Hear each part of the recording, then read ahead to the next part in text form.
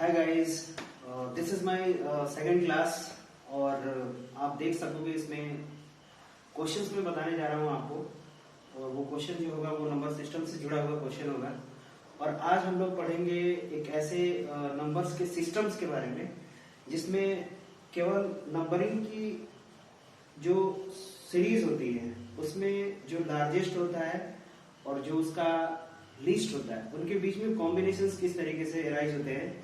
जैसे कि तीन संख्याओं को लेकर के कभी कभी कॉम्बिनेशंस काफी अल्टर्ड होते हैं एग्जामिनेशंस में, और उसको हम लोग जो है कभी कभी सेट नहीं कर पाते हैं जल्दबाजी में। तो उसके लिए मैं आपको बताने की कोशिश करूंगा कि कैसे उनको सेट में लाया जाता है, किस तरीके से उनको रिजोल्टेड किया जाता है, कैसे कैसे आप उनको ट्रीट करेंगे तो वो सॉल्यूशन की तरफ आपको प्रोसीड करेंगे। सबसे पहले हम उस पर रीजन एनालाइज कर रहे हैं। उसके पहले उसका जो रिसर्च पार्ट है उन तीनों संख्याओं का, किस तरीके से उनका मैकेनिज्म काम करता है, कैसी मैकेनिज्म्स के तहत उनकी एक्टिविटी होती है, वो चीज हम पहले देख लेते हैं। गाइस आप ध्यान देंगे, जैसे किसी किसी एग्जामिनेशंस में आप देखा होता है, जैसे यहां पर मैंने लिख दिया तीन संख्याएं,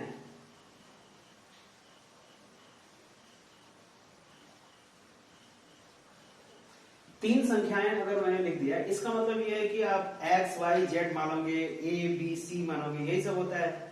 क्योंकि मैथमेटिक्स में जब तक आप उसको एज्यूम नहीं करोगे, लेट नहीं करोगे, तब तक वो जो है लास्ट में कंक्लूजन का हिस्सा नहीं होता है।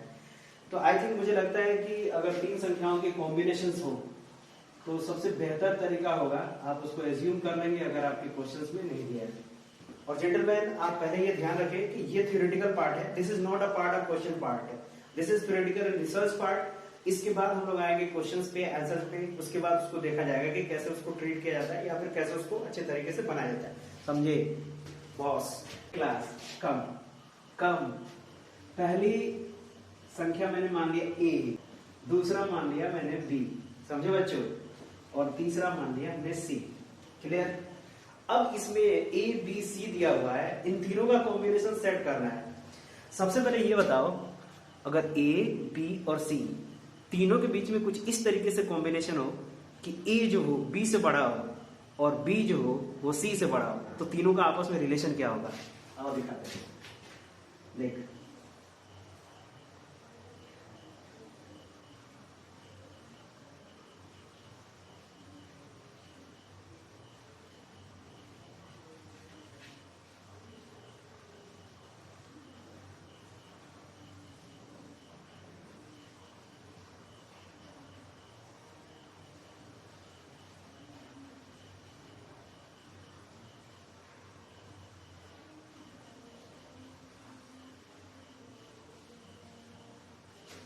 फ्रेंड ये देखना, लिखा मैंने a b से उतना ही बड़ा है जितना b जो है वो c से बड़ा है।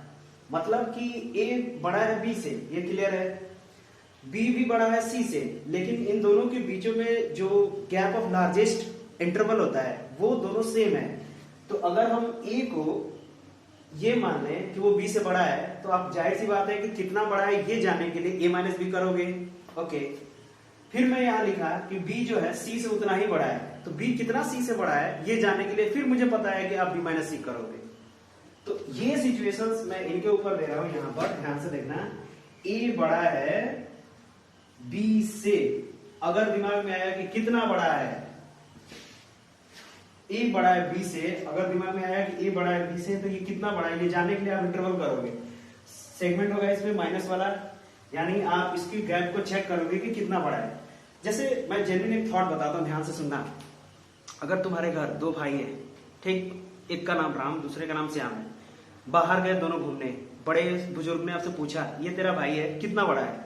आप क्या बोलोगे? ये मेरा राम बड़ा भाई है, ये मुझसे 3 साल बड़ा है। ये 3 साल तुम्हारे दिमाग में आया कैसे? एक्चुअली फ्रेंड 3 साल जब आप बोलते हो, इसका मतलब कि तुम्हें पता है कि बड़ा भाई का एज क्या है और छोटे का क्या है, दोनों को घटा के तब बात करते हो। अगर ये बड़ा है b से, मैं पूछूं कितना बड़ा है, तो ये जानने के लिए क्या करना पड़ेगा? माइनस। फिर वही काम इसके साथ, b बड़ा है c से, कितना बड़ा है? ये मैंने कर दिया b minus c। Clear? a minus b, b minus c, set तैयार है। अब यहां पर एक सेंस है, उतना और जितना। जेंटलमैन ध्यान रखना, जितना और उतना का मतलब होता है बराबर, इक्वल। यहां मैं दाएं साइड में लिख दे रहा हूं, जितना बराबर उतना। ये एक कीवर्ड है, जस्ट लाइक जो होते हैं ना क्वेश्चंस में कीवर्ड होते हैं, की टर्म्स होते हैं, उसी की तरीके से है ये।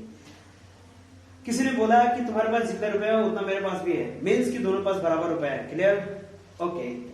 अब आते हैं कि a माइनस बी उतना ही बड़ा है जितना कि b माइनस सी है, यानी दोनों आपस में क्या है, बराबर है। अब इसको आते हैं चेक करने के लिए। ध्यान से देखना, ये b को तुम इधर लेते आओ, a को उधर ले दो। By transformation method of mathematics, now we are using b and b. Combinations of b comes to the right side and go other left side only. After transferring b and b, we got the 2b. जब इनको transfer करते हैं तो हमें b मिलता है, b इधर आता है, b और b मिलकर के 2b. After that, the next processing when the a goes to c side, a and c मिलकर के प्लस हो जाएगा। आपको पता है यार, ये माइनस है, ये आएगा तो प्लस हो जाएगा, देन a प्लस c हो जाएगा। क्लियर? ये आपको मिल गया। फाइनली आप b बराबर लिख सकते हो a प्लस सी बाई 2। ये हुआ आपका फाइनल रिसर्च। तीन संख्याओं के बीच में अगर दो संख्याओं के कॉम्बिनेशंस का गैप अगर तीसरी और दूसरी के गैप से बराबर हो, तो ऐसे सिचुएशंस में जो मध्यगत संख्याएं होती हैं, जो बीच की संख्याएं होती हैं, वो अन्य दोनों इंड्स की संख्याओं के योगफल का हाफ होता है। मींस की average of both ends numbers are equal to the mid point of the numbers. It's okay, right? Okay, तो ये आपका कंक्लूजन है।